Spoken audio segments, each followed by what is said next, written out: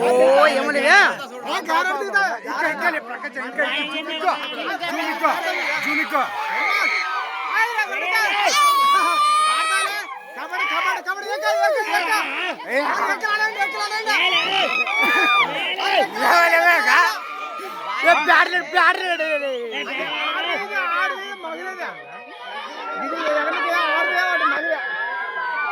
ఏ batted మామగా ఇటు మన batted బాగా